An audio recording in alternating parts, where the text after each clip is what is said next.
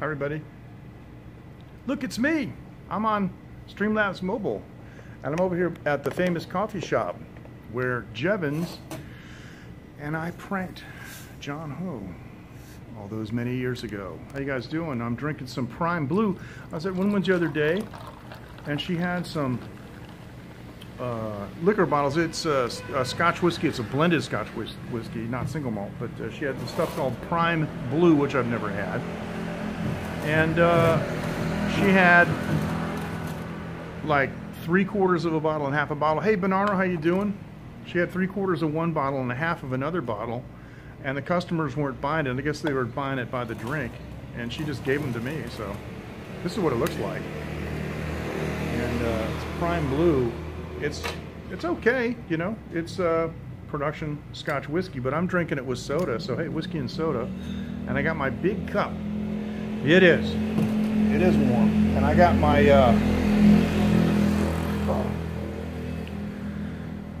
got my rag here, man. I'll tell you, ever since I went to the Philippines, and I was in Tuguegarao City in the Cagayan Valley, which is really hot, and I saw a lady on the side of the road for 100 pesos was selling 5 little washcloth size cloths.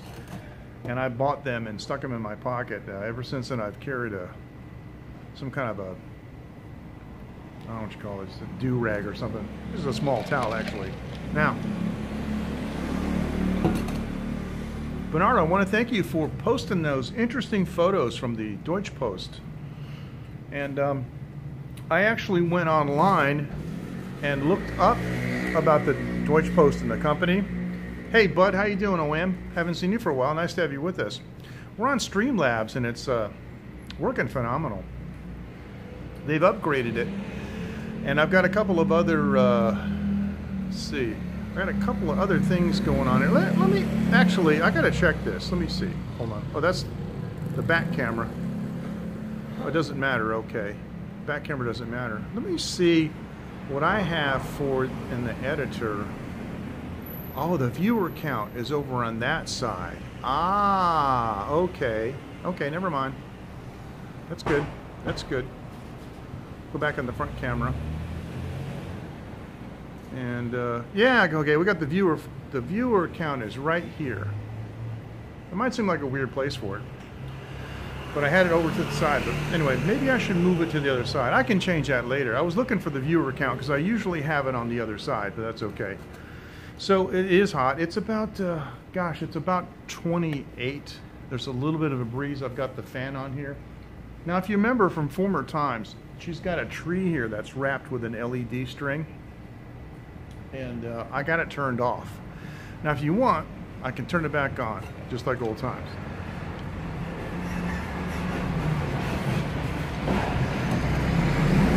So with a cup full of ice, some of the Prime Blue and soda water, it makes not a bad drink. I just wish I had a little bit of lemon. 28 there, yeah. But it's 28 with the sun up. It's 28 here, like with the sun down. It's really weird because I was out yesterday during the day on Saturday, and it was just beautiful.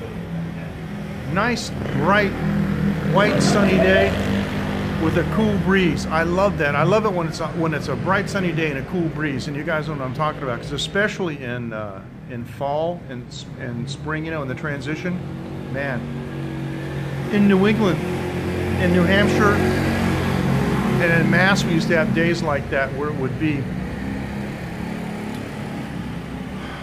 really super bright, and the sun was it seemed more white colored than yellow. But the temperature would be like 23 or 22 with a little bit of a breeze. It would almost seem, in some respects, almost cold, but not with the heat of the sun. I love those days. Perfect. And there's very few mosquitoes, and you don't have any sweat going on. You know,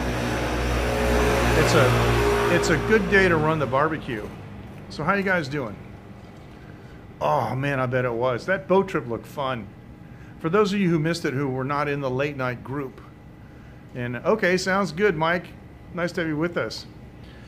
You know, for those of you not in the late night group, Bernardo posted a picture of a boat trip that he was taking, and it was really cool because it was on a canal. It was only a meter deep, and that makes it convenient if you're drinking and you fall overboard, you're not going to drown. So my kid is now 120 meters tall, 120 centimeters tall. So she could fall in and it would be up to her chin, and she could probably stand up and be okay. But I'm still really careful. That's her drowning is probably my worst, biggest fear, I think. My second biggest fear is kidnapping. But my first biggest fear is that she's going to drown somewhere. So I'm always thinking about that. And anyway, we're looking at putting her in another school, a new school. And they have a pool and a swimming program, and I keep having to reminding myself they're experts, they're professionals, they've trained thousands of kids, they know what they're doing. But I feel like I feel like I gotta go there, have my swim trunks on, all stripped down, ready to jump in the pool to save her. That's what I feel like. When she was 3, we did have a swimming program. We taught her some basics on how to like hold on to the pool and use your hands to go around, you know, the edge of the pool and stuff, and she just loved it. And I actually did one of the exercises with her, and some of the things that they did was they had to hold their breath and go underwater, and it's, you know, it's natural when your face is wet, you hold your breath. A lot of people don't realize that, but it's a reflex that all mammals have. And with babies, you can dunk them in the water and bring them right back up, and they laugh, they think it's funny, they hold their breath automatically. As adults, we can freak out and cause problems if we panic, but anyway. Oh, that would be nice. I would like that. Actually, I have a good friend named Stefan, and he's actually appeared with me at Wenwen's one time, a long time ago. He does mobile apps, hardware applications for automobiles.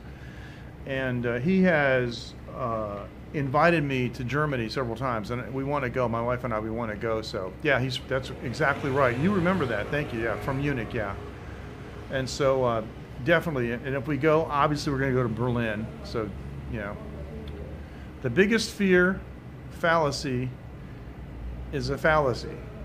Yeah. Well, you know, I have an attorney friend in the United States, and he always says, you know, 10% of what you fear is going to happen happens. That's what it is. Only 10% happens, and that's just about right. 10% of your worst fears, 10% of what you dream about actually happens. And that's about right. That's about right. So, anyway, I was telling some stories. My friend Ed.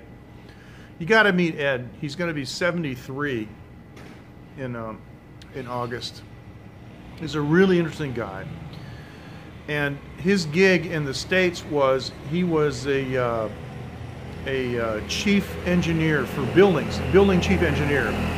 You know, the guy that takes care of the boilers, the elevators, the plumbing, the heating, everything. And he's a really interesting guy. He's got some interesting stories. And even though, you know, I was in manufacturing and he was in like HVAC and building maintenance, a lot of the lessons that you learn in life are the same regardless of the discipline.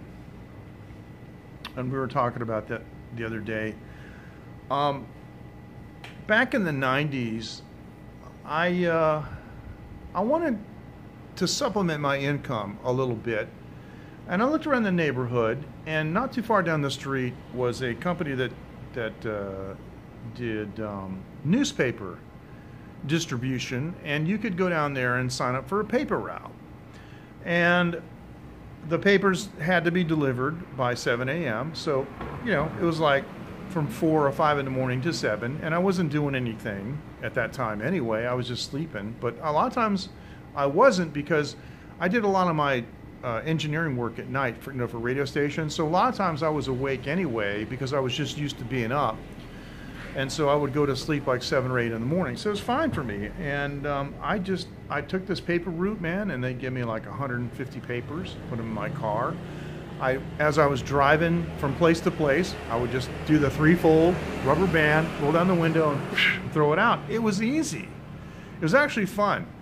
I got to where I would drive so fast that I would throw the paper out of the window when I was next to the house, next to where I wanted it to land, and it just flew through the air and landed on the porch of the house next to it. That was cool. And some of the houses were second story, so I would drive by and I would go whoosh, and fling it way up in the air. So, well, thank you. I appreciate it. Yeah, I'm kind of a storyteller. I think I inherited that from my dad. My dad was a heck of a storyteller. Man, oh man.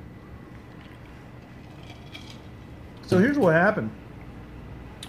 You know, the boss at the paper route place, he noticed, you know, I was a little bit older. Most of the guys who were taking paper routes were younger. I was, you know, in my late 30s, and but I was always there in time. I was always reliable, didn't mess up very much, and if I missed a paper or messed up something, I would always, you know, I'd go back to the office and check, and if there's anything, I would go back and correct it and solve the problem. So, you know, I developed a reputation for being reliable, which is, you know, what you want to do. All I did was what I was supposed to do. That's all I did, nothing special. And so he asked me, he said, would you like to be a route supervisor? And I said, well, I don't know. I mean, what does it involve? Because I really didn't want to get like more hours. But he said, you know, you're just here at the same time, but basically we give you a couple of routes to manage, and you know, you can sit in the office, you don't have to drive, but it helps that you have already done, you know, a paper route yourself, so you know what's involved. So when you talk to the guys, you know, you've got credibility, but they also know that you know what you're talking about, so you give them advice. I said, all right, well, what do I have to do? And he says, well, I'm going to send you over to the main office, and you can have an interview with the guy there, and they'll evaluate you, and you know, they'll decide whether they want to hire you or not. I said, okay. So after I got done with my paper route one day, set it up, I drove straight over there and talking to the guy, and it was, you know, not a very in-depth interview. It wasn't like I was, you know, going for the corner office or anything. Just wanted to know a little bit about me, you know. So, really, you broke a front glass door pane with a Sunday paper? Oh, well, you know, because the Sunday paper is huge. Yeah, I know. So the Sunday paper is about this. I'm surprised you could throw it. The Sunday papers, I used to have to get out of the car and set them down. They were so thick. The Boston Globe, that was crazy. That's nice the homeowner didn't make you pay for it, though. Uh-oh, they turned out my lights. Is that okay? We don't mind. Maybe we should tell some scary stories. Well, now we're really pushing the limits. Let me turn up my screen here a little bit. We're pushing the limits of the Galaxy S7 camera. So it is dark, yes. Anyway, I went to the interview, and it was okay. And then he stood up to shake my hand, said, thanks very much. I said, wait a minute. I want to ask you a question or two. He said, okay. So I said, what's the goal of your company? And this guy, he didn't have an answer for me. He basically just kind of sat back in his chair. Yeah, okay, because of the lights and stuff. He sat back in his chair and stared at the ceiling for a second, and he said, well, the goal of this company is to be the best newspaper distribution company in New England. And when he looked back at me, I was staring at the floor, you know, shaking my head. And he goes, what's wrong? And I said, well, I think the goal of your company is to make money. And it's going to be a problem. Because if you hire me as a manager, everything that I do with the people underneath me that I'm responsible for is going to be based on the goal of making money for the company. Because I don't care if you're the best newspaper distributing company in New England, because you can be the best and lose your butt. I mean, you can end up making no money, but being the best. But I think the goal of your company is to make money, and I have a problem with that. Yeah, no, I know that. And I told him, I said, I don't think I can work for you because we have an incompatible idea of what the goal of your company is, and I'm going to be honest with you. And you should have seen the look on that guy's face. And you know, you've seen this look, like nobody's ever talked to me that way before. That look, you know what I'm talking about? So I went back, and the next day my boss says, "What the heck did you say to that guy?" He's called me up. He said, "Who is this guy? I never heard anybody talk to me like that before. Who is he?"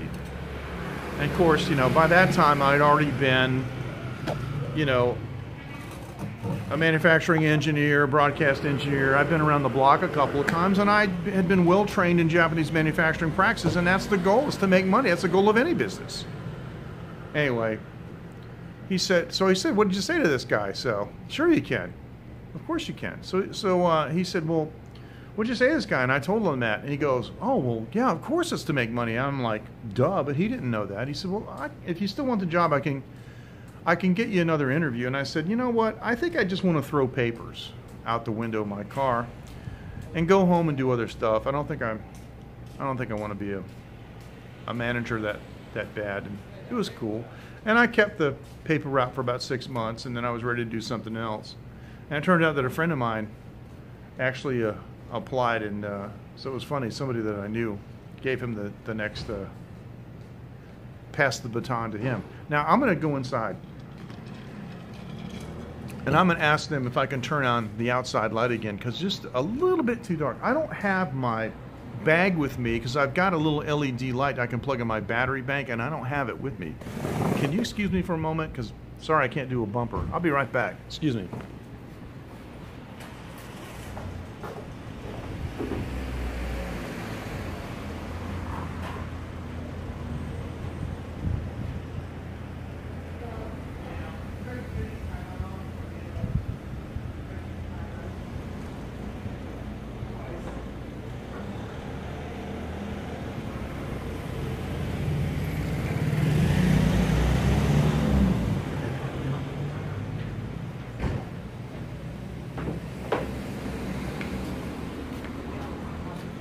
Okay, he's gonna turn it on.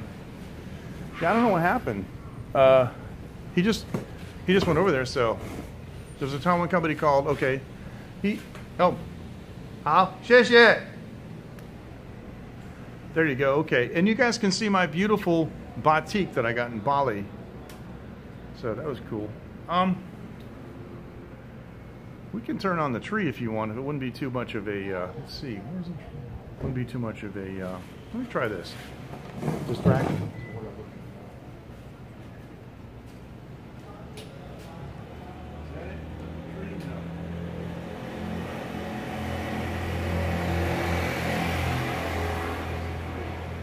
How's that look?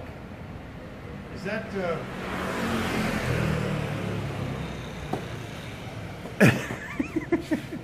is that too much? I don't know. You guys got to tell me. Is that too much? I think it looks okay.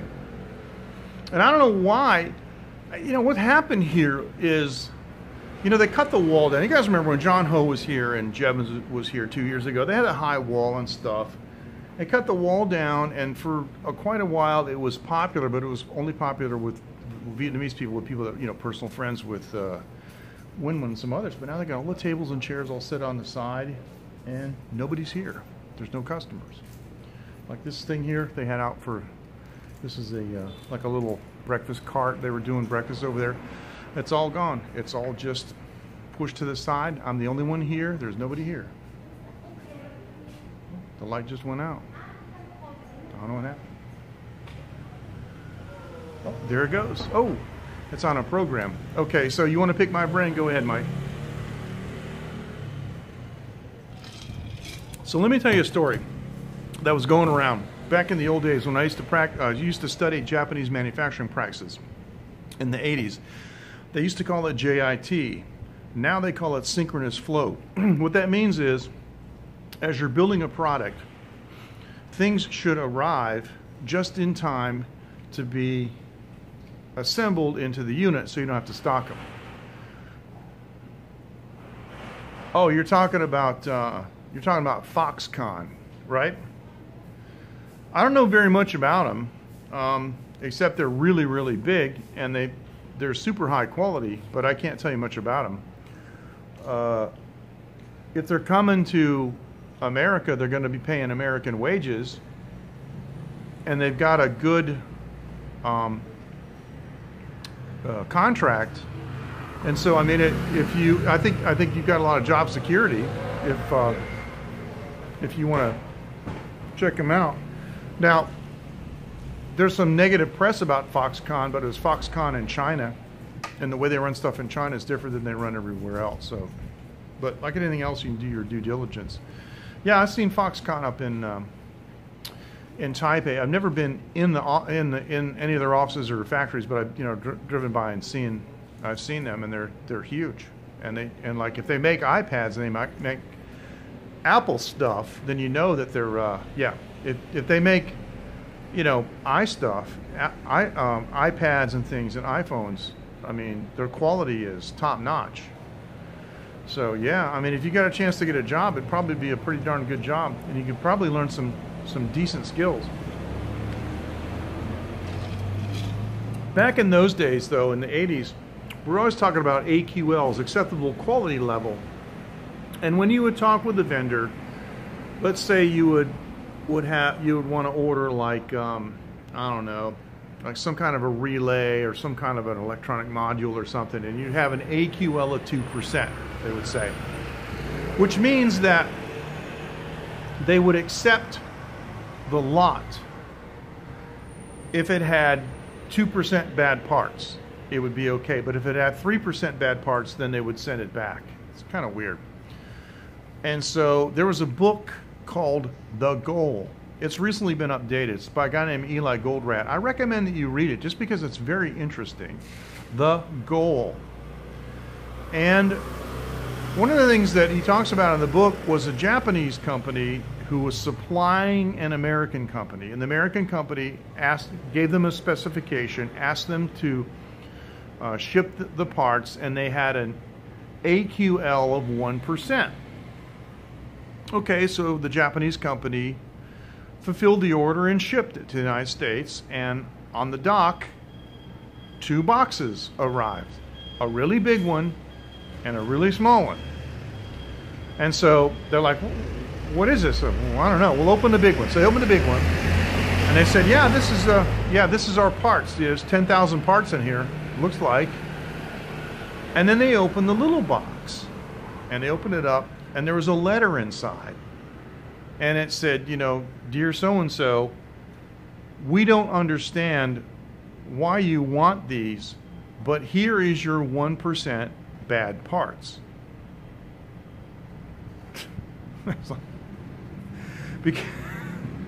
Because under the Japanese manufacturing system, there is no AQL. Everything has to be perfect, or they don't ship it. They don't purposely ship bad parts, and their systems are designed to disqualify and remove from the production stream any parts that don't meet the criteria. So, oh yeah, well, logistics is a big thing, man. It's a big thing. And I do manufacturing and I ship overseas, and I got some stories to tell you about corruption and bribery, and trying to ship a bottle of barbecue sauce to the Philippines is well, it would be easier to ship guns to the UAE, put it that way. Not really, but I'm just making a hyperbole. Yeah, there's just some weird stuff going on that just corruption and people wanting bribes. I don't pay bribes. I don't pay them. I don't care. I don't pay them. And I'll find somebody else to do business with, before I'll pay a bribe. But a lot of times, T-money, well, thanks. There's no softer pillow than a clear conscience. I got to sleep at night. That's how it is. But yeah, T-money they call it in Thailand. T-money. The police want them to give you T-money and this and that thing. And I never give in to them. it's usually somebody else. Like the time I was in Bangkok and I forgot to put on my seatbelt, and a cop jacked me up for 500 baht, and he told the taxi driver that he would take the taxi driver's license if I didn't pay it. And I was going to fight the guy. He didn't have a gun on him. I was going to fight him, and the taxi driver said, "No, no, no. He'll take my license. No matter what you do, he'll take my license." So I just said, "Okay." And I held out the 500 baht, and when he tried to take it, I wouldn't let go of it. And then I finally let go of it. And I said a word that every Thai understands in English. I just looked at him and I said, "corruption." Because they all know it's corruption in Thai. They all know that word. And I just said corruption like that. And the taxi driver floored it. He got out of there. He was scared. And I talked to many of my Thai friends, and they said that all of the police officers have jacked him up. Another time I was in Kon Kan province, and I had my wife, we were dating at the time, but I had my wife on the back of my motorcycle, and we were riding along, and we both had our helmets on, all legal, fully legal, and we were just going down the street, and a Thai police officer standing there. He was standing at like an intersection where they had a railroad track, and oh, okay, cool, all right. Yeah, I got the red light over here and the blue light over here, yeah. And he was standing there. He was obviously looking to jack people up for money, and he pulled me over, and he looked at my wife, who's Asian, and he thought she was Thai. So he starts walking around the motorcycle, and what I did was I opened the shield on the motorcycle helmet, and I engaged him with a stare, because I wanted him to concentrate on me and not so much on what he was doing, because I wanted him to forget to take the keys. What a lot of these Thai cops do is they walk up to the motorcycle and they turn the engine off and they take the keys and they put them in their pocket, and you're all done until you pay them or whatever, or you got to knock them out or something. So I didn't touch the throttle, so the engine was just idling. And I kept him very engaged with, my hand motions and everything. So he's looking at me, and he starts talking to her in Thai. And he's pointing at the motorcycle, and I assume what he's doing is he's saying, "Oh, that's in violation, that's in violation." He pointed at the, the registration and sticker and said, "Oh, blah, blah, blah, blah." And my wife kept saying to him in English, "I don't speak Thai. I don't speak Thai." And I looked at him and I said, "Can I go?" And he would try to speak Thai to her again. He went around the motorcycle 3 or 4 times, and finally my wife kept saying, "Taiwan, Taiwan," in the accent that they have in Thailand for Taiwan. Taiwan, Taiwan. And finally it dawned on him. See what they're hoping to do. Here's what they do. They scare the woman. "I'm going to arrest you. I'm going to throw you in jail. I'm going to fine you 5,000 baht. You're never going to get out of there." No. The richest people on the planet absolutely do not live in Hong Kong. No, not the richest people. And so they scare the woman into telling the foreign boyfriend or the foreign husband, "He's going to arrest us. He's going to throw us in jail. You have to pay him." That's what he was counting on doing. But nobody was freaking out. So finally, I said, "Can I go?" And he went like this, and I just gunned it, and I got out of there. But my best Thai friend in Thailand, obviously, is a famous immigration attorney, Mr. Banchob. And let me tell you how famous he is. I had an Indian friend go with me to Thailand, and an Indian person has to have an American passport-holding citizen vouch for them to go into Thailand. It's hard for Indian people to visit at that time to visit Thailand without some kind of endorsement. And so I gave my Indian friend Mr. Banchob's business card. I said, "Just give him this." So I breezed through immigration. They took him aside and took him in the room and said, okay, why are you going to go to Thailand? And he said, I'm going to meet this gentleman.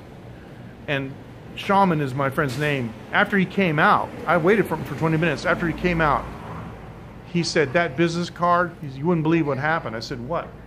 And he said, the guy asked him, what are you going to do in Thailand? He says, I'm going to meet this man. And the immigration officer said, you know him? And he said, well, I don't know him, but I'm gonna go meet him. And he goes, okay. And he just stamped his stuff because he's the most famous immigration lawyer that the immigration inspector knew him. He knew who he was. So that's how well connected I am in Thailand. So he told me, if any of these police ever jack you up, never pay them. The other thing about Thailand is that they have tourist police, and they all speak English, and the tourist police phone number is widely advertised. If you're I've been to let me finish. The tourist police number, if you call them, they hate the local police because the local police jack up the tourists for money, and then they don't want to come back. So the tourist police will come rescue you. So always call the tourist police in Thailand and never pay them money. Because another American guy that I know was smoking. He was walking down the street, and a cop came up to him and said 2,000 baht for littering. He goes, what do you mean? He says, you're smoking, you throw your cigarette butt. He goes, no, I don't. And he reached in his pocket and he pulled all the cigarette butts out. He had put them in his pocket because he didn't want to litter. He's going to throw them away later. And the cop still jacked him up for 2,000 baht. I said, you never should have given him. You should have told him to take you to the police station. And you should have called the tourist police. Anyway, yeah, there is a lot of money in Hong Kong, but there's a lot more money in Dubai. There are richer people in Monaco and Dubai than there are in Hong Kong, but it's close. I mean, there's billionaires in all those cities, but Hong Kong real estate is really, really high. But you also got to understand that a lot of people have been living there for decades or for generations, and they inherit. It's really strange. You'll find people even in Japan that are technically millionaires on paper, but they don't have much money. What they've done is they have inherited properties that have gained value over the years that they could never afford to buy, but they got like a mundane job that doesn't pay very much money, but they own a $10 million house just because they inherited it. And so technically you could say they're rich. If they sold it, they would have money, but they don't really have much cash. There's a lot of that you see in Hong Kong. But yeah, Hong Kong is cool. You should go visit. It's a pretty cool place. And while you're there, you can hook up with John Ho and he'll take you all around. So, well, yes and no. When I was a kid, everything was made in Hong Kong, but almost nothing's made there now. It's too expensive. Shenzhen, Ningbo, Qingdao, places like that is where the manufacturing is in China. And I know because I've been there. Even up in the Black Dragon province. I personally couldn't tell you of anything. I mean, there are some things, but I can't personally tell you off the top of my head anything that's made in Hong Kong now. It's too expensive. It's like in some respects, having things made in America is too expensive, or having things made in Germany is too expensive because the quality is extremely high, but so are the salaries of the workers and the overhead, So that's why made in Germany and made in America carries a premium price. But in that respect, made in Taiwan is a premium compared to made in China. And a lot of Taiwanese, like, they buy shoes and they look them up and they go, China, no, China, no, China, no. And then look at the bottom of the shoe and it says Taiwan, then they'll look at that. Then they want to try that on. I had a funny story. I was in Shenzhen and my wife's shoe broke. And so we stopped at a shoe store and I was chatting with a girl and joking with her. And I said, got any shoes made in Taiwan? And she started laughing. She said, no. And I said, well, we only buy Taiwan shoes because we're Taiwanese. And it was a big joke, and she knew what I meant. But yeah, Mike, I don't. I mean, goods may ship through Hong Kong, but the stuff's made in Shenzhen, and there's a night and day difference between Hong Kong and Shenzhen, even though you can walk from Hong Kong over to Shenzhen. It's like, you know, East Germany and West Germany used to be. There's a big difference, big economic difference between the two. I mean, no doubt that the rise of China was financed by manufacturing for the rest of the free world. It's just that everybody expected them to be like Russia, and they would go to a they would end communism, go to a free market system. But yeah, well, it's a big money place, but it's one of many. I mean, if you want to talk about supercars, Dubai is the place. I mean, Dubai has, you know, Bugatti Veyron cop cars. They don't have that in Hong Kong. I saw a GTR cop car in Dubai. Don't have that in Hong Kong. So yeah, I mean, yeah, it's a place where they do big financing, and you can get on some investments you can get like 25% return, which is pretty good. So yeah, it's a good place to do banking and stuff. I just don't think that you can I just don't think you can get anything made there. Now, the new map of manufacturing is being rewritten because Vietnam is taking a lot of stuff away from China. Vietnam has been going up a lot lately. You know, they've been really pulling themselves up by the bootstraps. And especially if you're in the textiles business, if you're making shirts, pants, underwear, socks, anything, any garments, Vietnam is the place to go, man. You want to come out with a t-shirt? That's the place. So where's everybody from? I know we got Bernardo and Mike with us, and Bud was with us earlier. We got an embarrassing 5 views. That's okay, because I get views in replay. But oh, this thing here, yeah, Taiwan Live, yes, Taiwan Live TV, yes, or the oh, I see. Oh, on the bottom. You know what I did? Oh, cool. Cool, Bud. And you know what you can do? You can put them in your yardstick holder, right? Sell it as a set. Yeah, I took a paint pen because my wife got one of these cups. These cups were $4.99, so $15 for 2 of them. So, oh, not bad. Yeah, so you saw the MJ in the bottom. That's cool. And I wrote it on the top so it would differentiate, you know, this cup from my wife's.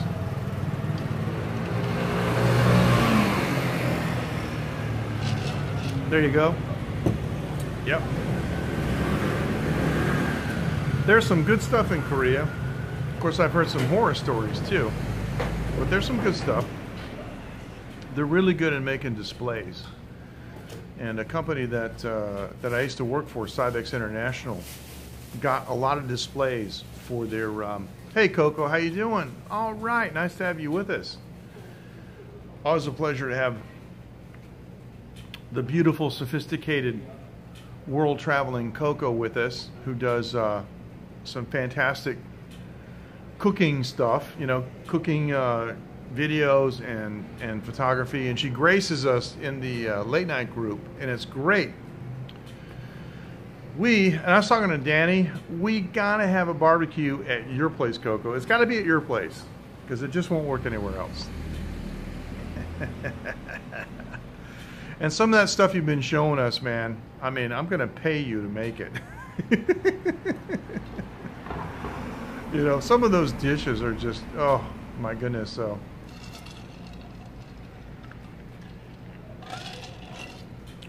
is it Mother's Day in the United States? I don't know. It's Mother's Day here, but Father's Day is on a different day. I don't keep up with that stuff, but in Asia, well, in Taiwan, in Chinese-speaking societies, Father's Day is on August 8th, which means it's 8/8, right? The 8th month, 8th day, 8/8. Okay, I see. Thanks. Yeah, Mike, you should watch Coco. You should subscribe to her YouTube channel and Periscope too. Now, the Chinese word for 8 is ba. So if you say Papa, that means father. My kid calls me Papa, like Papa, right? And we have that in English, and it's in Italian and many languages too. Many languages around the world say Papa, but it's Papa in Chinese. And so Father's Day is on 8/8 Papa. So there you go. It's kind of a play on words. But I like it when my kid calls me Papa because it's really cute and it's different. So I like that a lot. And when we go to the States, it's going to be interesting to see people's reaction. You know, when she calls me Papa, Papa, and I answer her, yeah, instead of Daddy. So it is cute, isn't it?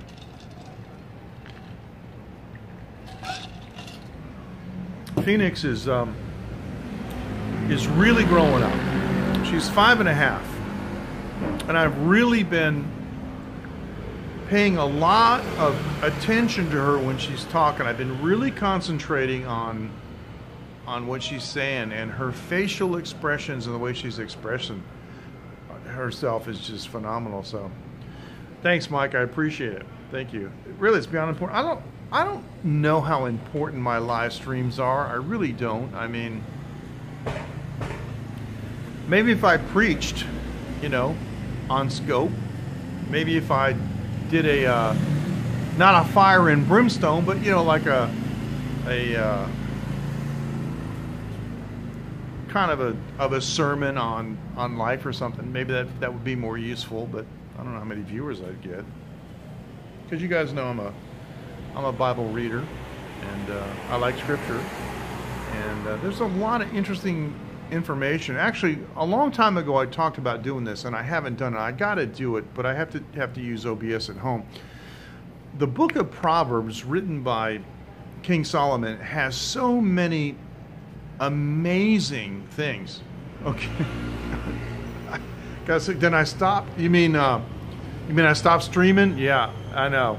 Things weren't going too good for me for a while.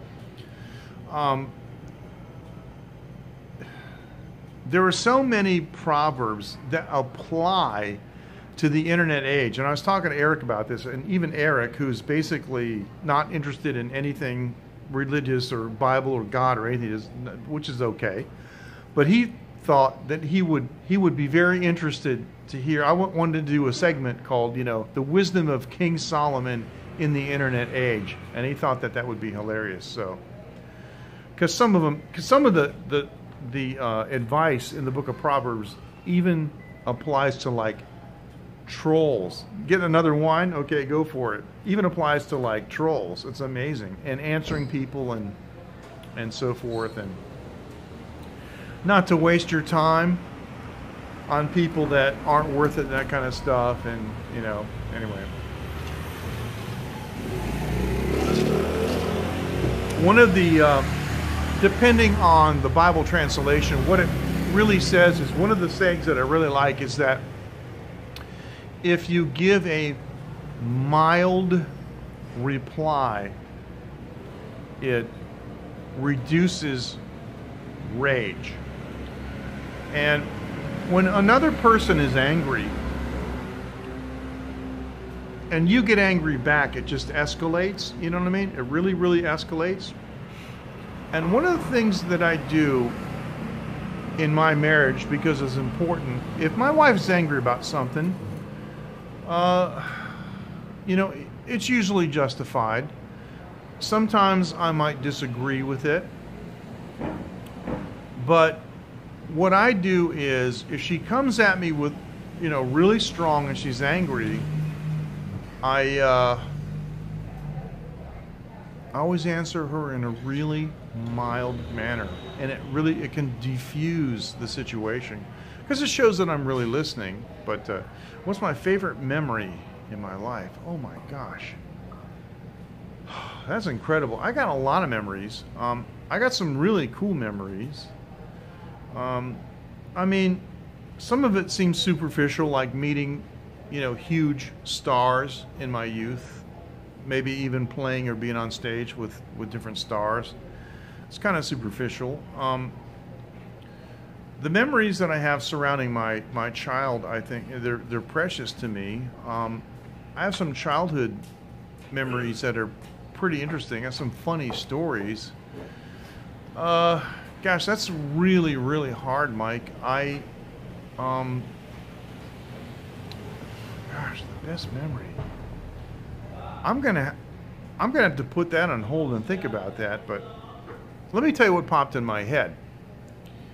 I'm the oldest of 4 kids.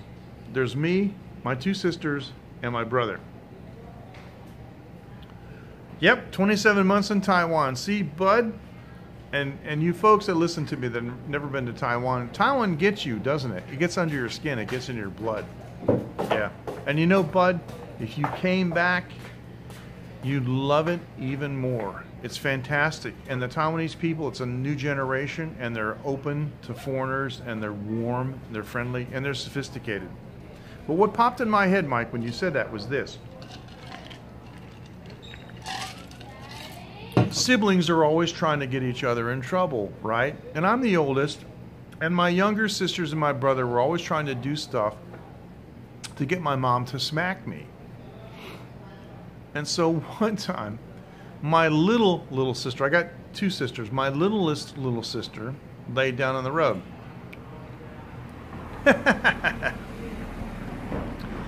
Actually, I'll answer that question in a second. First stop when you win the lottery. My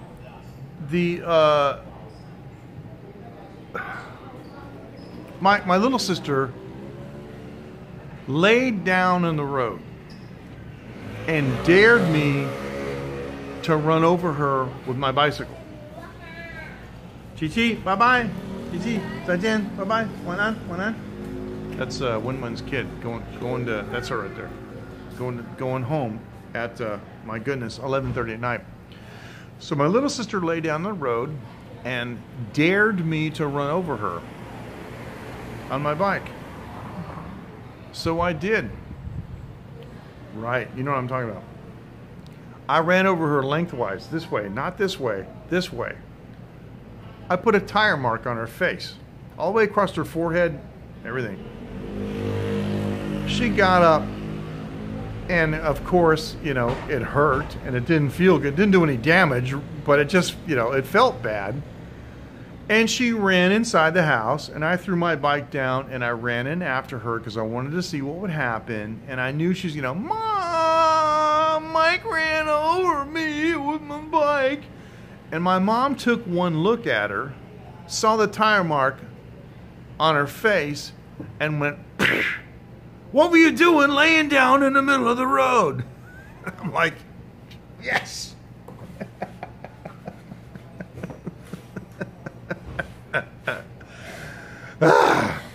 Anyway.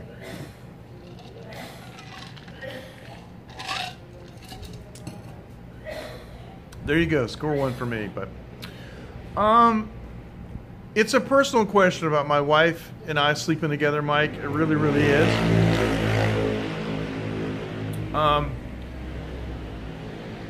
Yeah. Well, yeah. Yeah, my name is Michael, but there's so many Michaels. I always go by MJ, so it's MJ. It's okay. Michael James. I don't care if you guys know.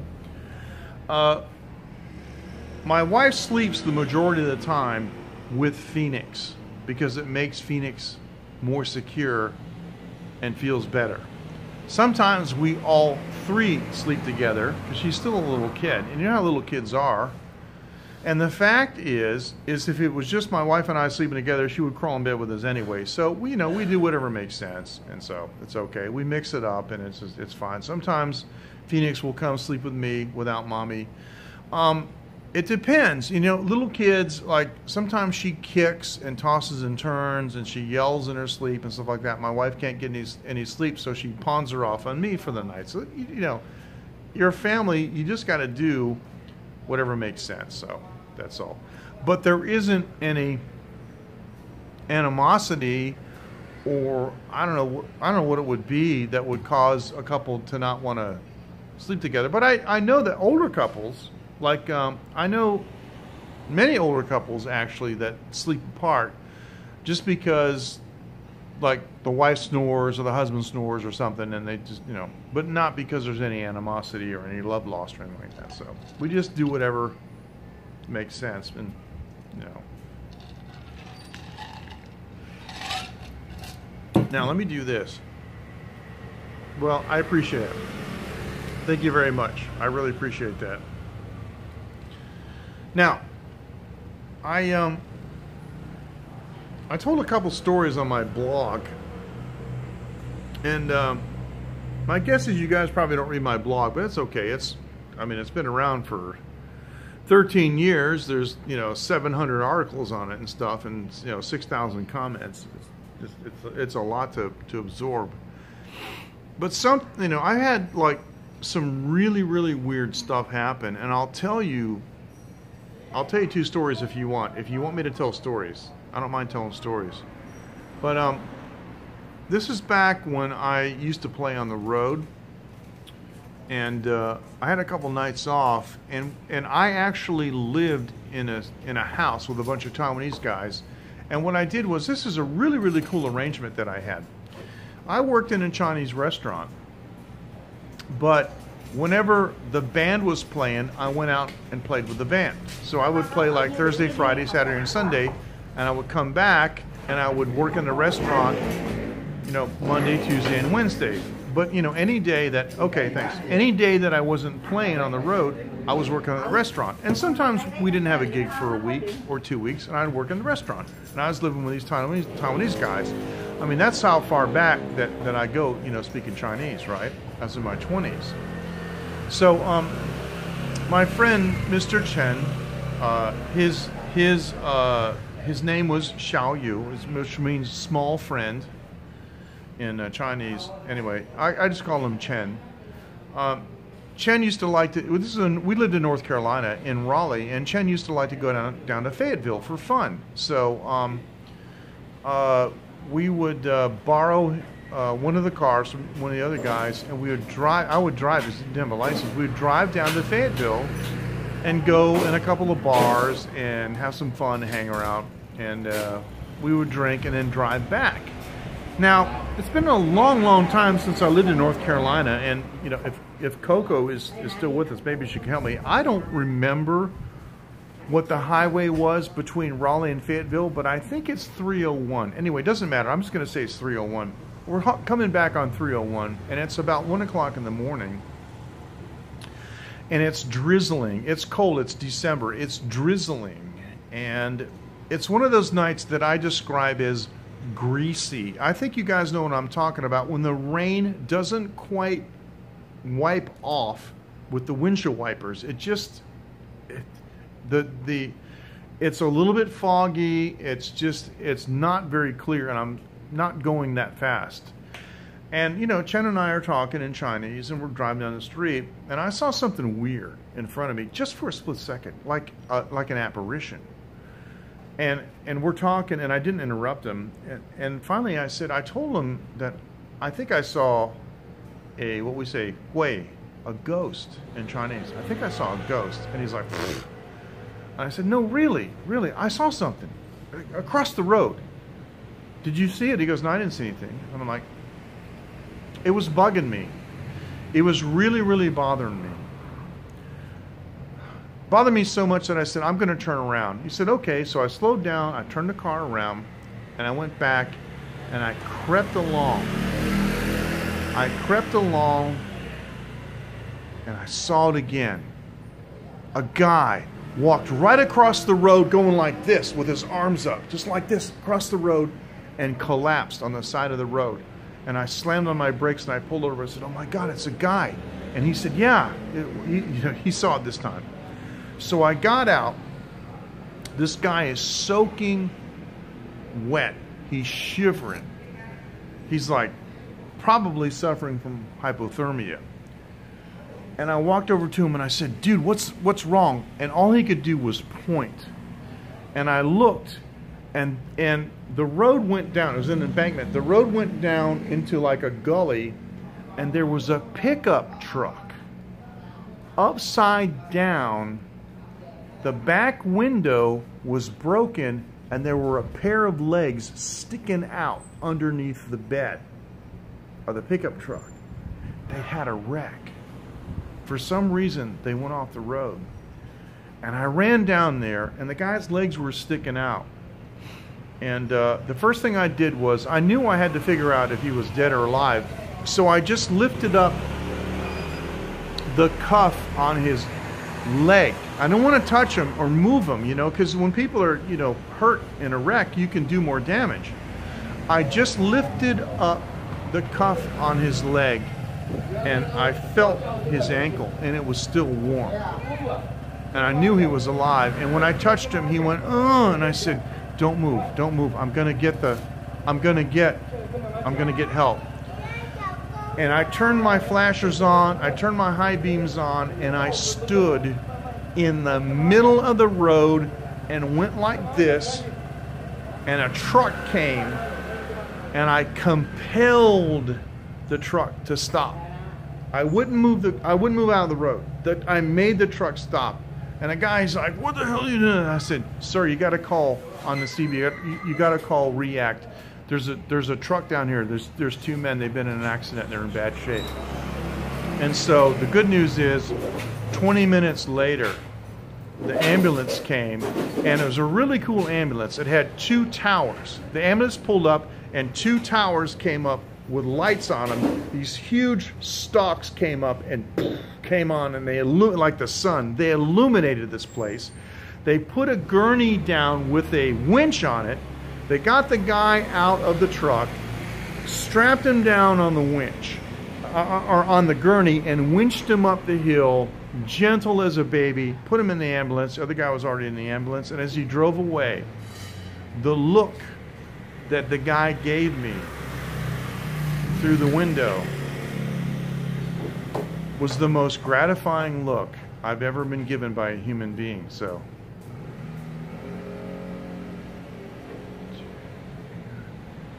I'm not sure what AI 25, you mean artificial intelligence, AI 25 roundtables? I'm not sure what that means, Mike. You have to explain that one to me, please. But that was like the most gratifying look I've ever had from a human being. And my friend Chen was very happy, and so was I, that I went back. Because I did ask the guy, I forgot to say this, I did ask the guy, "How long have you been here?" And he said, "I don't know, 3 hours." He had been, well, thanks. He had been this is so crazy. Like I told you, it was one of those greasy nights. It was a little bit foggy, and it was drizzling. He had been running and jumping out in front of cars for the last 3 hours, trying to get people to stop. And finally, I saw him, but it was like an apparition. I'm telling you, I thought it was an apparition. And I'm not easily given to that. You know, I don't believe in ghosts. And when I saw that, I knew it was something. But Chen didn't see anything. But I had to go back. So anyway, that was it. So there are many situations that people think might be ghosts. Now, I was engaged to a woman, you know, many years ago, that we ended up not getting married. But that's okay. But her mother told me a story, and I'll tell it to you, that happened in the house that I used to visit all the time. And she told me, you know, you always got to keep your cool and don't be scared. If you hear something weird or you think something's weird, just keep your cool and use your brain. And she said that she was laying down to go to sleep, and she would hear footsteps on the stairs. Down the stairs. And they'd go to the bottom of the stairs. And about 2 minutes later again. Stairs. And she knows nobody's in the house. She hears these footsteps down the stairs. Well, she ran out and turned the light on, and nobody's there. There's nothing there. So she turned the light out and said, whatever. As soon as she turned the light out again, what's going on? So I'm like, I asked her, Beverly, were you scared? She says, yeah, I was scared, but I didn't know what it was. But I didn't let the fear overcome me. So what she did was, instead of running out of the bedroom and turning the lights on in between, broadcasting outside or earplug, you mean earbuds? Because, no, earplugs are not. Earbuds don't help you, but the mic might help the recording or the audience here, but earbuds don't help you because there's nothing to, for you to hear. And earplugs would just block your ears. No, it really wouldn't.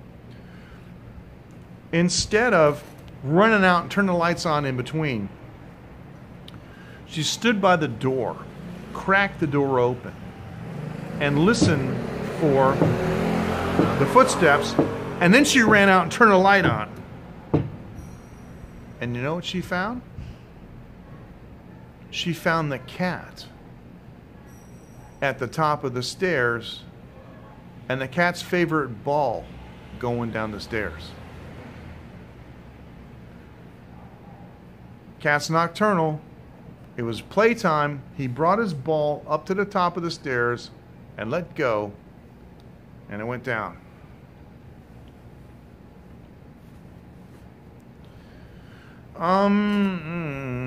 Depends on the headset. Depends if they're noise canceling or whatnot. I mean, if you're asking me, would it reduce the noise here? No. No, it just wouldn't. Yeah, I like cats too, but that's what they do. And she was all set, to chalk this up to a ghost. I know, it is. And it was a cat, with the ball going down the stairs. But let me tell you what happened to me one night. This was back in the 90s. I was visiting my sister in North Carolina. And actually, no, it was actually earlier than that. It was the 80s. And her son developed a fever and started showing some negative signs. So she said, I got to take him to the hospital. Can you stay here because my other boy is in bed? And I said, yeah, sure, no problem. So I stayed there, and it was, like about 10 o'clock at night. And she had one of those old houses in North Carolina with the metal roof. And she had a Doberman, a really nice dog, but very, very protective.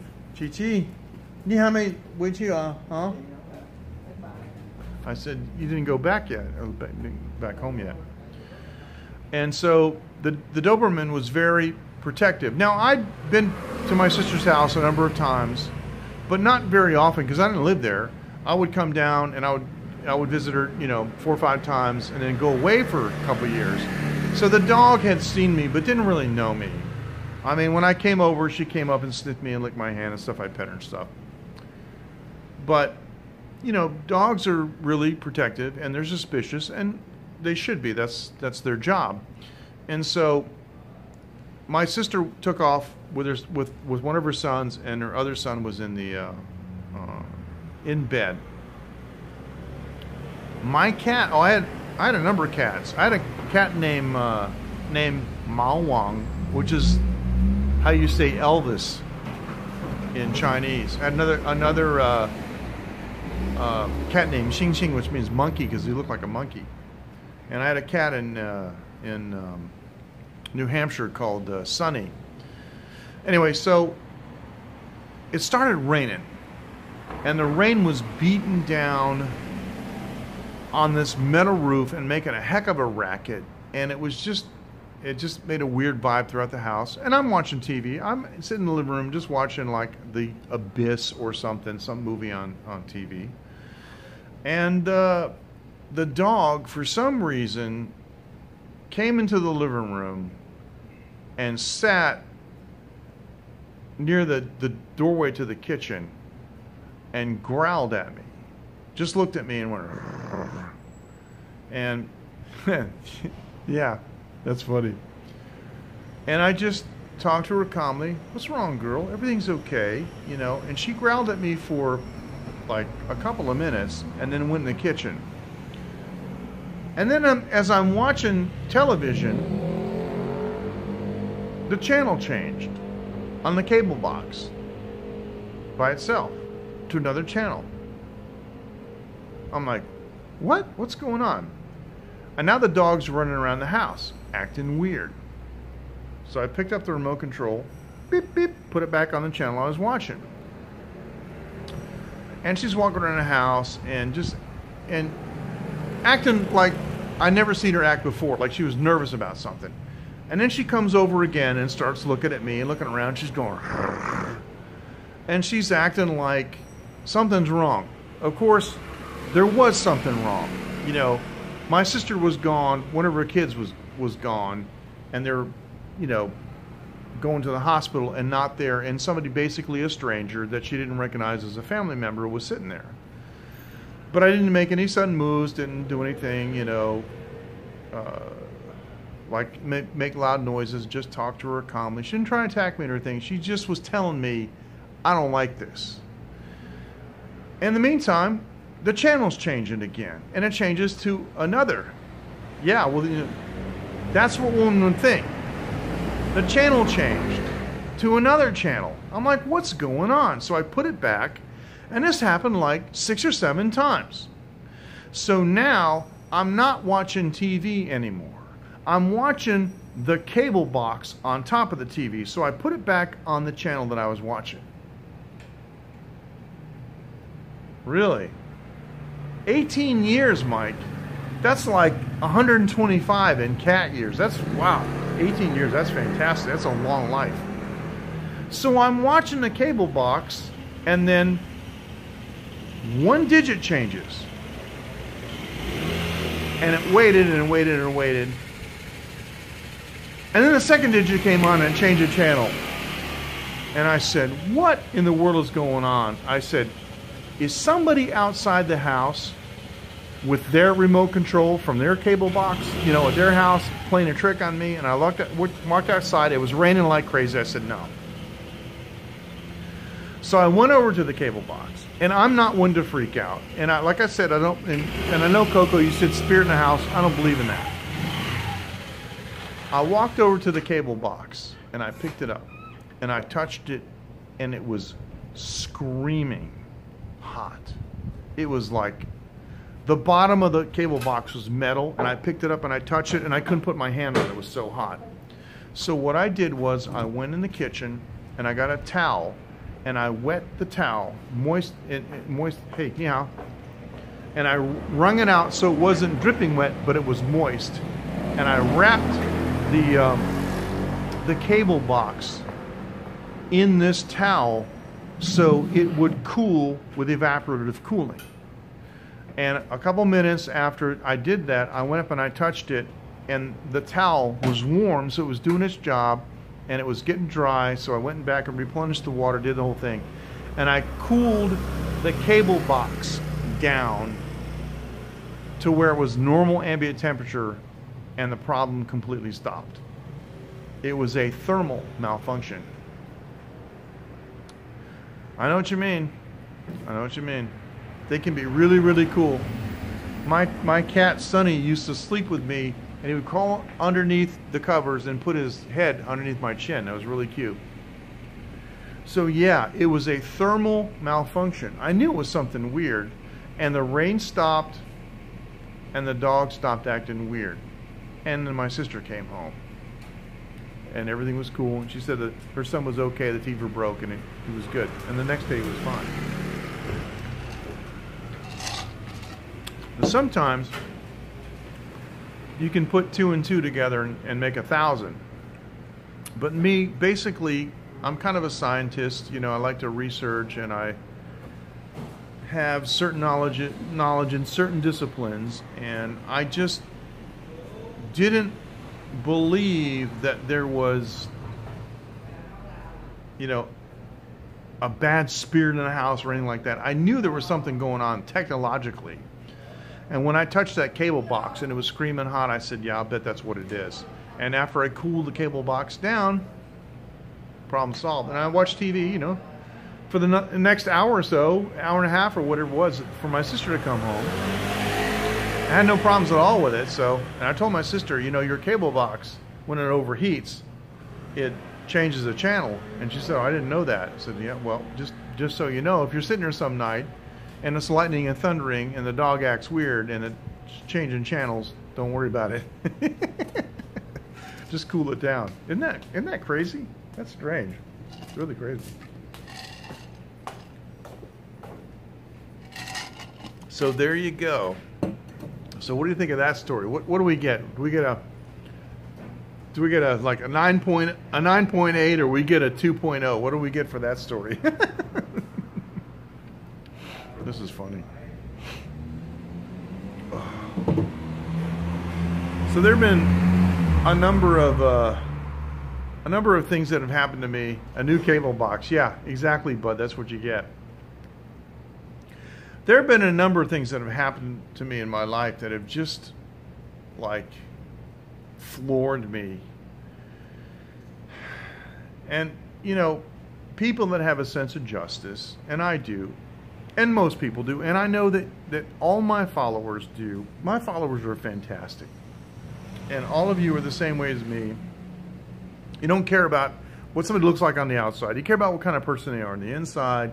You have a sense of justice. You don't like to see injustice. And when I post those crazy, thanks Mike, those crazy stories about, you know, people going to the park to barbecue and other people calling the cops on them just because they look different. I mean, that stuff just, it just frosts me. It tells me that we really haven't come that far. Because it just, those things just don't occur to me. But, in the 80s, I had a job at Pacific Scientific, and a friend of mine worked there, and he called me up and he said, I need you to come in as a startup. I need you to come in at a low rate of pay just to get you in the door because I need your help setting up the stock room and doing computers. This is 86. We're using the IBM XT, and we computerized the stock room and things, and then a new vice president came in and immediately assessed my value and gave me a 21% raise on my first review and a 9% raise on my second review. Unheard of. Because, you know, like I said, I'd come in as a startup. So I, 2 years later, 1988, it was my vacation time, and I was doing pretty good. I was in the manufacturing engineering department. I thought I had a secure job. I went to Florida, you know, from Boston, drove my car down, maxed out my credit card, rented a boat, did all kinds of stuff, and came back, and 3 weeks later found out that I was laid off. Now here's the kicker. I was laid off because I was in manufacturing, and my boss, the vice president of manufacturing, I will say this, the president of the company himself told me this, brought me in his office, and he said, there's a big layoff and your name's on it and I'm sorry. So I give him credit for him personally telling me this. And because I don't have any degrees. And I told him, I said, well, I realize, you know, because I don't have a college degree, that's probably why you're laying me off. And he said, no, it's not that at all. Because, you know, my experience was massive, and that's why they hired me. They didn't care about the degree. In fact, some of the engineers that they had didn't have degrees, and they were full ranked engineers just based on their experience and knowledge. He said, the reason that we're laying you off is because your boss is capable of taking over your position. We're losing money. And here's what happened, so. Thanks, Mike. And that's the name on my passport, by the way, if you ever want to fake that. So here's what happened. I got laid off because the sales department wasn't selling the product. See, this is what always happens. The sales department wasn't selling. So they laid off the manufacturing people because the manufacturing people were viewed as a liability. Like my boss, the vice president of manufacturing, in a pinch could go down to the assembly line and make the products. But they weren't being sold. Now listen to this. You're going to love this. The vice president of sales, his name is Steve Early. This is the year 1988. He was making $75,000 a year, vice president of sales. Wasn't getting the job done. Now, they told me that because he wasn't getting the job done, they were going to punish him by moving him to the corporate headquarters in Rockford, Illinois, where they could keep an eye on him. And they were going to retrain him and make him knuckle down and sell those products. But he was going to go to Rockford. I had been to Rockford because I went there to troubleshoot some problems that they had, and we got them fixed, and I went back to Boston. What really frosted me is that vice presidents in Rockford make $100,000 a year. This is 1988. So this guy named Steve Early doesn't do his job. I get fired. He makes $75,000 a year, gets reprimanded, goes to Rockford, and gets a $25,000 a year raise while I get laid off.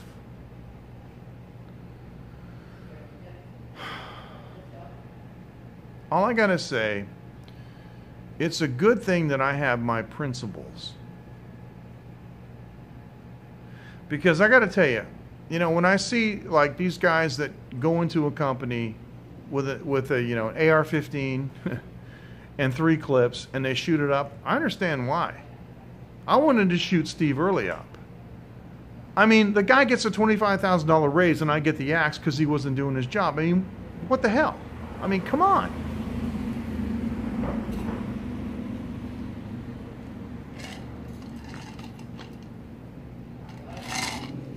It was after that that I stopped trying to get jobs with companies. The only time I ever worked for a company after that was if they asked me to come work for them. I never went to a company after that. And, once. Once after that, I went to apply for a job at a company. And the economy was so bad that the guy told me, the boss told me, that he could get a PhD to do the job that I applied for. I said, okay, go ahead and do it, because there were no jobs. And after that, I gave up, and I never tried to get a job with another company ever again. But here's what I discovered. I discovered something really astonishing. See, if I went to apply for a job, and in the education portion of the interview, application, I would put that I had a high school education and 2 years of technical school in electronics.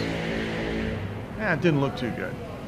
I had the amateur radio extra license. I had the FCC GROL license.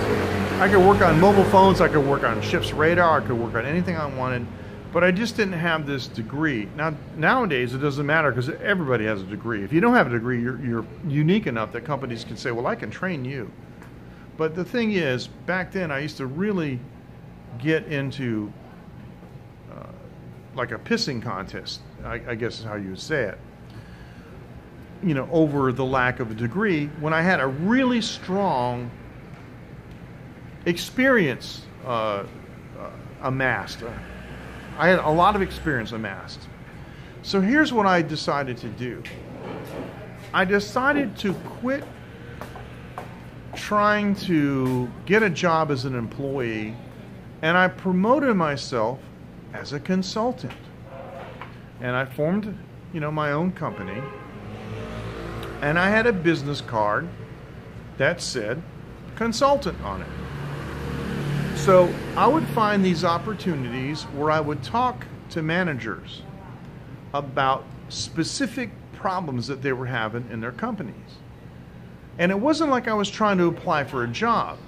So the whole thing was different. It became more like, do you understand the problem that we're having? Yes. Have you seen it before? Yes. Have you solved this problem before? Yes. I know exactly what to do. Great. And I would give them this outrageous hourly rate and just do it. And let me give you an example of what happened. I got hired to move a radio station in Boston. WNEV was Channel 7 in Boston years ago, and they bought WHDH Radio 850. And WHDH had had the call letter since, I'm going to say, 1932. Anyway, TV bought the radio, and they moved radio into Bullfinch Place, 7 Bullfinch Place, which is where the TV studio was. And I got hired to help move the studio. Anyway, when I was there, the chief engineer of the television station came over to the radio engineer, who was a good friend of mine, and said, have you got a guy that's really good at troubleshooting problems? He goes, yeah, his name's Klein. He says, can you send him over? I want to talk to him. He says, yeah. I said, Klein, go over to TV. So I went over to TV, and they had a problem where the on-air news audio would cut out. These guys would be doing Channel 7 news, okay, at 11 o'clock at night, and they had 2 lavalier mics on, one for main, one for backup, and they would be in the middle of the broadcast, and it would be like, and would be cutting out. And that's killer. That's for professional TV and professional TV news, that's a death knell. So they said, we need somebody to find out. So I spent a couple of weeks arranging different things, like using external microphone preamplifiers, and it took me about 2 weeks to determine that the only thing that was in common with all the different configurations that I used in the audio path was the console. And it was a Neve console, like a $150,000 recording studio console. It was huge. It was a monster. And I said, the problem's got to be in the console. And they said, well, what can you do? I said, well, we can take it apart and we can look at it. So that's what we did. I would go in at midnight. Of course, there's no news after midnight. And I had from midnight until 7 a.m. before they did the next news broadcast. And I took the console apart. Now, here's what it is. There were 24 strips, channel strips. Each channel strip had 2 connectors. Each connector had 2 rows of 50 pins. There's 100 pins times 24. So it's 4,800 pins. So I took a microscope, a handheld microscope, and I examined every single pin on every single module. Now, nobody asked me if I had a degree. Nobody asked me anything. They saw me taking this thing apart at night, and they just left me alone. And so I had my little portable tape recorder, and I developed standard nomenclature. Thanks, Mike. I appreciate it. Hope it's not boring you. I developed standard terms. Like, I would look at a pin, and I would say black colored contamination, or white colored contamination, or damaged plating, or whatever it would be, like grease or whatever. And I developed, standard terms so that I could, correlate everything. So after I made the recordings of all these pins on all the modules, I went home. And I said, I'm not going to see you for a week. And I said, okay, I've got to do database work at home. I took the book for the console home with me. I turned the tape recorder on. I opened a database in Microsoft Fox Pro, and I was a Fox Pro beta tester, so I had a really nice version of it. And I made a flat file. I took every pin of every module and typed what I had read that I saw. And so I had a whole database of all this stuff. And then I overlaid the database with the signal path. Like, in other words, I looked at the schematic and said, okay, that's audio, this is control, this is audio, this is switching. And so I knew what every pin on every one of those connectors was. And what I found was absolutely astonishing. most of the pins that carried the audio signal on all those connectors were severely contaminated, or the plating was damaged and it wasn't making good contact. And that matched the symptoms, you know, of the intermittent contact of the audio. So I said, what this thing needs is, it needs a very good service and cleaning with specialized chemicals that will clean the contamination, will re-lubricate it, and make up for the fact that the plating has been damaged on some of the pins. So this was in I'm going to say 84 or 85, around, yeah, 84, 85. So the amazing feed. The amazing feed? What's the amazing feed? So here's what happened. I ordered back then $4,000 worth of chemicals on their dime. I just told the chief engineer I need this stuff. He says, okay. And it came in, and I hired one of my friends, and I took my camera with me. Oh, the wine, yeah, must be. And I took all the modules out and sprayed the chemicals made by KEG, C-A-I-G, KEG Laboratories at the time, and sprayed all the female connectors that the modules connected in, all the male connectors that went into them, thoroughly evacuated all the dirt and cleaned it out and re-lubricated it with the special chemicals that were designed to promote correct connectivity, vacuumed it out, took photographs and everything that just, you know, completely documented what I did. And I gave him a bill that was a lot more than the the cost of the materials, the $4,000 for the materials. And I went home again and I took all the photographs. I took the labels off the stuff. You know, I made a book. I printed out everything I did. I printed out all the database, all the pins. I made an appendix that showed the chemicals that I used, and I put the labels on it. And I handed him a report that was about this big. It was over 200 pages. And I made 2 copies, and I gave them to him on his desk. And I said, this is in case this problem ever comes back. You know what to do. And the guy said, this is what I call an effing report. He didn't say effing, but he said, this is what I call an effing report. So.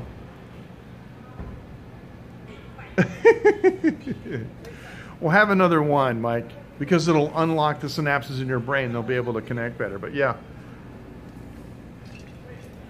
I'm not doing anything like that these days. The stuff I do these days is easy peasy, like little some casting problems or something like that. But that was one of the cool memories that I had. And I was able to hire my friend, a good friend, and pay him a really, really good salary for a single night's work. It was good. So he ended up getting about $500 for a single night's work in the 80s. That was nice. But yeah, that was the problem, and it went away. But what they had was, and I had a recommendation. They had to solve this problem because right above the console was the output of the HVA system, and there's no filter on it. See, pressurized air is the secret of keeping dirt out of your control room. But the air that you bring in to pressurize the room has to be clean. You understand? You're pressurized with clean air, and the air goes out. It blows out of the doors, it blows out between the cracks and stuff. It keeps air from coming in and bringing dirt in. Positive pressure in the control room is a good thing, but it has to be clean air, and they didn't have clean air. I mean, I found a paper clip and a rubber band and big wads of dust and stuff in the bottom pan of this $150,000 recording studio console. Can't do that. So they messed themselves up. They didn't do any preventive maintenance. And the other thing that I found out that I forgot to mention was that I went to the manufacturer and asked them about those connectors. They're Ernie connectors, E-R-N-I-E, Ernie. And that particular Ernie connector has a 50 cycle mating cycle life. So what they would do is, when the microphones were messing up and the sound was cutting out on a particular channel, they would pop that channel out and put another one in. And it would work for a few minutes because the action of plugging the pins in would temporarily make contact, but then after a while the corrosion and the bad plating and stuff would come back into play. But they had been swapping modules all around so much that they violated the 50 mating cycle limit by many times over. So some of those connectors were just about shot. Fortunately, that stuff that I used, one of the chemicals was called cramaline. They don't make cramaline anymore because it's environmentally dangerous. We didn't know that back then. But they make a replacement that's just as good by Kague Laboratories. Fortunately, the stuff that I used was specifically designed for problematic contacts, and it saved the day. But anyway, I'm sorry, I wasn't intending to talk to you guys about such technical stuff. It was fun. We're just sharing you some stories. But anyway, I got to save a story for next time. I'll tell you what. I'll tell you about the next time, and if I forget, remind me. One of my Taiwanese friends' name, his family name is Li, and his personal name is Zuping, Li Zuping. But he went to, good, thank you. He went to America, and I met him because he was working in the restaurant with us. And I said to him, my American friends can't say your name, and he told me, just call me Charlie, because he liked Charles Bronson. He says, call me Charlie Lee, so we call him Charlie Lee. And I had a friend of mine, an American friend that I used to work with in another company. Long after I left the, wait a minute, before I worked in a Chinese restaurant, that's before. Lee and my American friend from the company, Danny, and I used to go out clubbing together, and Lee was really cool. He was a really, really handsome looking guy, and he kind of did look a little bit like Bruce Lee. You know, Bruce Lee was really nice looking. And he used to always wear traditional Chinese clothes. He would wear the black kung fu shoes with the white soles. He would wear white socks. He'd wear like kung fu pants with the white cuff rolled up, and the traditional shirt. Like when I was in Florida and I went with Steve and Donna and John in Steve's car, and I had the traditional Chinese shirt on, he would wear those all the time, different colors and stuff with the cuffs rolled back. So the guy would go places with us, and he looked like he was out of a kung fu movie. It was really amazing. And he's really cool, and he was good looking. He was a lot of fun. He was a happy guy, and we would hang around. So I got a story to tell you about him, about Danny, Lee, Charlie Lee, and I going to a club. And that'll be the next time on Late Night with MJ Klein. So anyway, I also want to say that I have been looking at my supplements and what I need to do a supplement show and really convey all the information that I need to convey about the supplements I'm taking, what they're doing, you know, to me, what I feel in my body, and so forth. And I think I'm going to have to break it up into 2 shows. It's just going to be too long. And I got to make sure that I make it clear that I'm not a doctor and I'm not giving medical advice. I'm just telling you guys what I do and what I understand and why. So I got to make sure that I have enough, you know, slides rolling. I'm not giving medical advice. Go seek the, you know, the advice of a qualified physician and all that stuff and all these, you know, I got to be careful that I protect myself so somebody doesn't sue me. But I'm gonna break them down. I think I'm gonna do just 4 supplements at a time for a total of 8. So anyway, that's what I'm looking at doing. And now that the new Streamlabs OBS has a studio mode, oh, that makes my life so much easier. I'll be able to do that. So I'm acquiring photographs and information to do that. So I need a couple more weeks, but I'm going to do a supplement show. And I'm going to tell you guys, you know, what I'm taking and what it's been doing. And I've had some remarkable remarkable effects. Personally, it's amazing, and I got to tell you guys about it, because especially like DIM and what it's done for me as a man, it's incredible. Anyway, Jaspy's coming, and Jaspy and I were talking earlier. Jaspy's going to come here. She's coming here on a Thursday. I've talked with Wenwen. We're going to sit in front of the big window, and Wenwen is thrilled to have her, because Jaspy did send Wenwen a postcard, and she always wants to meet all the people that send her postcards. So now, for those of you who don't know, you can go to taiwanlive.tv/late night, and you can find out how to send us a postcard here. You can also email me. It's late night, one word, LATENIGHT, late night at taiwanlive.tv. That's our email address. And if you send an email, it'll come right to me. I'm the only one that'll read it. And you can give me suggestions or whatever. And if you want to do this, if you want to do a bumper, all you got to do is use your mobile phone and say something like, "Hi, I'm so-and-so." You can say whatever you want. "I live here, see my beautiful wife, my house, my dog," whatever. And you're watching Late Night with MJ Klein. If you do a bumper for me, that's what we call in the industry, between sections. You do a bumper for me, and I'll edit it and normalize the audio, and I'll use it on my show on OBS, and I would love it. And Coco and Mike and Bud and everybody else. I want to get David Osaka.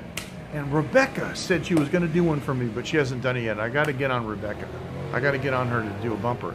But all you folks, all you friends of mine, I would love it. I would consider it an honor if you would do a bumper for me and email it to me. You can email it at Late Night and MJ Klein, and I'll get it.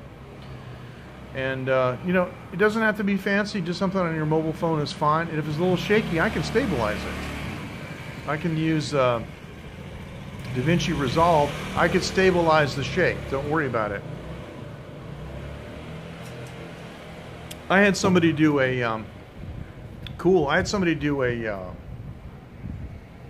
bumper, and they were holding their phone and walking around as they were doing it, and I stabilized it, and it looked fantastic. So, all right, I think I've been on the air long enough. I don't know about you, but I think I've been on the air long enough. Well, it's not bad. It's only 20 after 12. Thank you guys so much for joining. It has been a privilege and a pleasure to be on the air with you tonight. Thank you so much. And you know, without your participation, without you, it's just me yakking. And nobody wants that. So thanks so much for joining. I really appreciate it, all you guys. We're going to see you next time. And if you got any ideas for show topics, whatever you want to talk about, please drop me a line in the Late Night group or send me an email. I'm always glad to hear from viewers. And I want to know. I want to know what you think. Want to know what your ideas are. So I really appreciate it. You guys take care. We have been on the air an hour and 38 minutes. Thank you so much for joining. Here's the big finger. Have a good evening, afternoon, day, morning, wherever you are. Bye-bye now. Thank you. Thank you very much, Bud. Take care now. Bye-bye. We'll see you.